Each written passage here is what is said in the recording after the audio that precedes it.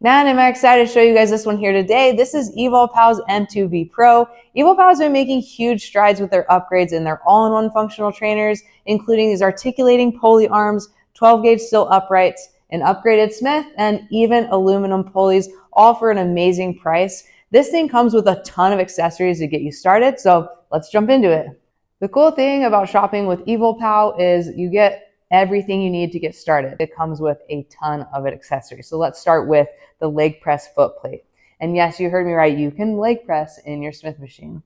Then it comes with a pair of dip bars, so you can do dips off the front uprights. It comes with a landmine, so you can do all your landmine movements. It also comes with a leg holder for when you're doing lat pull downs. And speaking of lat pull downs, it comes with a chrome lat pull down bar and also a chrome straight bar. You also get these safety spotter arms for when you're doing squats or benching off the front uprights. And then speaking of benching and squatting, you have your J cups right here. And they're pretty good quality and they have UHMW, so it'll protect your barbell, not get it all scraped up. And so that's all the accessories that it comes with. So you don't need to worry about shopping around and figuring out what you need because they already got it all for you. For those of you that don't know, about 6 months ago, I was able to review the M2B Brute All-in-One from Evolpow.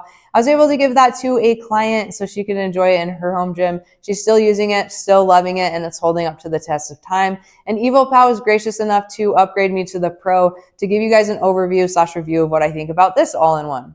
Now, we talked about the upgrades, but let's go a little bit in depth about them. Now, the first one I want to point out is the pulley arms. But why would you want pulley arms for your functional trainer? For one, it gives you a higher pull point for lat pull downs. And then also you can go wide for chest flies, which those are just two movements that feel a lot better for me when having pulley arms. And so now at this point, since I've tried pulley arms, they're non-negotiable for me. Another upgrade that they made was the Smith machine in the way of having a higher weight capacity. So that's really important if you're going to be using it for the leg press feature.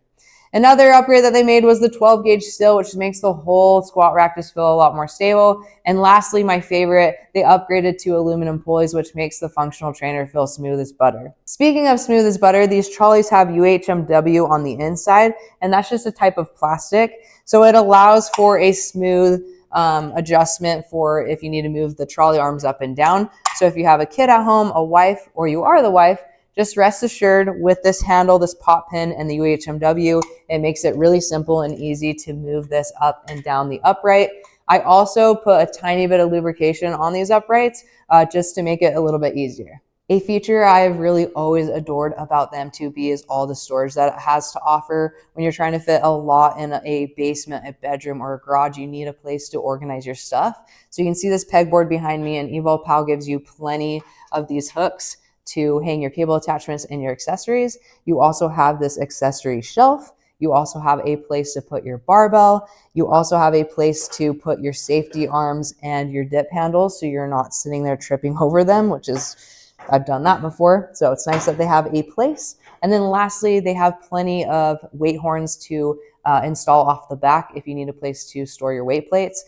I didn't install mine because I had to butt mine up against the wall. But if you don't have to do that, there's going to be plenty of storage for your weight plates.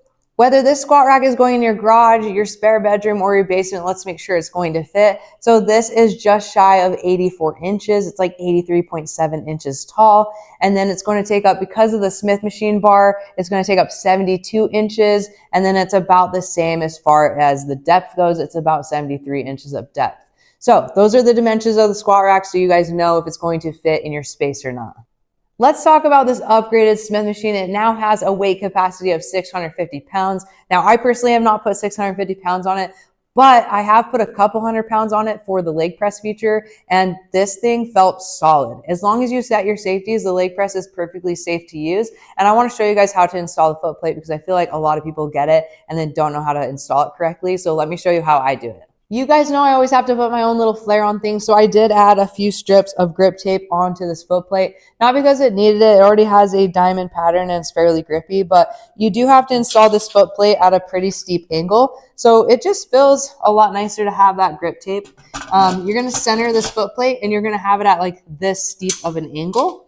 That way, when you come down with the foot plate, it's nice on your ankles, especially if you have poor ankle mobility like me. So you're going to want this steep of an angle. You're going to want to tighten this wing nut. I think that's what it's called. And then you're going to tighten this side. And then once you tighten this side, you want to return to that side and give it another half turn. So another half turn, another half turn here, and that's how you're going to install your foot plate. And then make sure you set your safeties and you're ready to go. You can either press from the floor or you can get a bench, which is what I like to do because I like to put my bench on a little bit of a decline. It's just nicer on the hip angle. And yeah, so that's how you install your foot plate. It's that fast, it's that simple, and then you can get to leg pressing. As far as the Smith machine goes, it operates just as it should. It's nice and smooth. It is a little bit on the louder side, but I don't know what linear bearings aren't a little bit loud. Here's my microphone attached to me. I'll do a few reps of deadlifts so you guys can listen.